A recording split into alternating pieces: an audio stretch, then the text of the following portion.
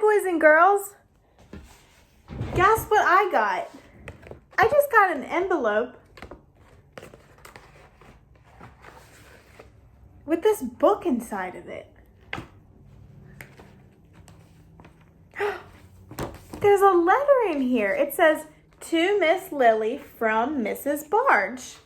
And it was inside of this book. I don't know. Let me read this letter and see what it says. Dear Miss Lily, I read this story to my kids, but I can't figure out who the characters are. What are the characters again? I also can't remember the setting. Is that what you put on the table, the setting? Can you and the kindergartners help me remember? Love, Mrs. Barge. All right, boys and girls, we have to help Mrs. Barge. How could she forget the characters? I know that the characters are the people in the story or the animals in the story. And I also remember the setting. Well, I know it's not what you put on the table, Miss Barge. That's not the setting that we're talking about in the story. The setting tells where? Boys and girls, let me hear you say it. The setting tells where? Very good job. So I think she wants us to read this story and figure out who the characters are and where the setting is. Do you think we can help her? All right, let's get started. Sweet dreams, Curious George. This is George. George is a good little monkey and always very curious. Today, he's curious about a library book that his friend, the man with the yellow hat, brought home. I see some characters already. I see people and I see animals. I think they're going to be the characters in our story. George sat down to look at the book. There was a yellow chick on the cover pointing up to the sky. This made George even more curious. He brought it to the man with the yellow hat. Why don't we wait until after dinner, George? Asked his friend. Then we can read it as a bedtime story. George wanted to read the book, but he was feeling hungry and the dinner did smell delicious. After dinner, it was bath time. A nice warm bath is just what a monkey needs after a long day. George played with his rubber ducky and little toy boat until it was time to get out. His friend held out a fluffy towel with a hood that looked like a chick. Now I remember, the setting tells where? Where is George? That's right, George is in the bathtub. He's in the bathtub, in the bathroom. That made George think of his new library book. George put on his pajamas and hopped into bed. He couldn't wait to hear that story. This is the story of Chicken Little, said the man with the yellow hat. I think you're going to like this one, George. George did like it. Poor Chicken Little thought the sky was going to fall, and then lots of other animals thought it would too. Thank goodness the sky didn't actually fall. Little monkeys like happy endings. It seemed like the perfect bedtime story. That is, until George woke up in the middle of the night. He had a terrible dream that the sky really was falling. George was scared. Where's George now? Remember, the setting tells where? Yeah, he's in his bedroom. He's in his bed. He's hiding under the covers because he's scared. His friend came to see what was the matter. George pointed to the book and then down to the ceiling.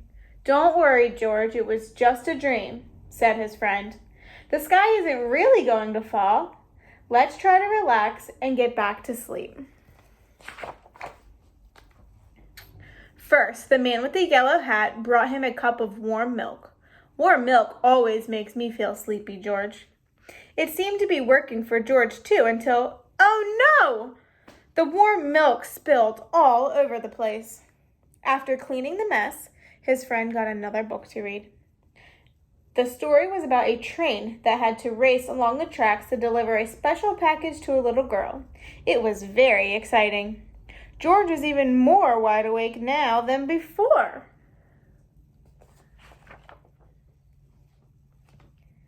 Maybe a song will help, said the man with the yellow hat. Lie down in bed and I'll sing to you. George tried to rest. He really did. But the song was pretty catchy.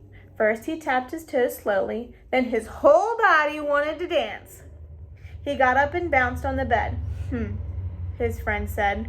I wish I knew why you can't sleep tonight. George stopped dancing. He pulled out the book, Chicken Little, and then pointed to the ceiling again, frowning.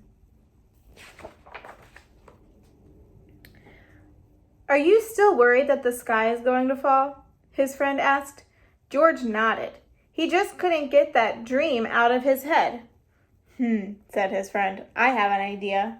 Why don't we take my telescope outside to have a look at the stars and make sure the sky is still way up there where it should be? George liked that idea so much that he leaped right out of his bed.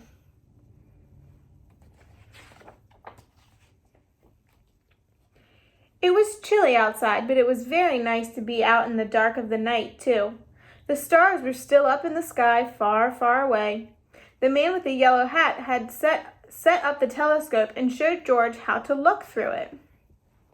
Where are they now, boys and girls? That's right, they're outside. When George looked through the telescope, the stars looked quite near. He could even see the planets. Near, far, near, far. He looked through the telescope many times. It was like magic. See, George, asked his friend, the stars are just where they should be. That sky doesn't look like it's falling, does it? George shook his head with a smile. The man with the yellow hat had a chart with something called constellations on them, pictures in the stars. George loved looking for constellations so much that he completely forgot about his bad dream. But it was so late, George yawned. I think it's time for both of us to get to sleep, George, said his friend, leading him back into the house. By the time they got back to George's room, he was very tired. His friend gave him a hug and tucked him in tightly. Good night, George, said the man with the yellow hat as he was about to close the door. I hope you have happy dreams. George cuddled his teddy bear for a minute and then started to fret again, just a teeny bit, about the sky falling. He hopped out of bed and opened his curtains so that he could see the stars and the sky right where they should be.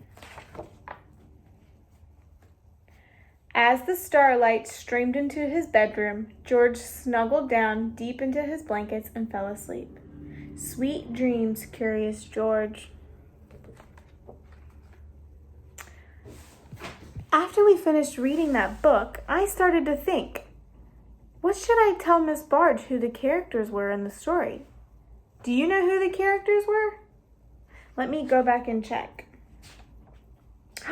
That's right, the characters. They're the people and the animals in the story. Do you see the people? Yeah, it's the man with the yellow hat. Do you see the animals? I see a monkey, Curious George. And remember, the setting tells where? We found a lot of different places throughout this book of where George and the man with the yellow hat were.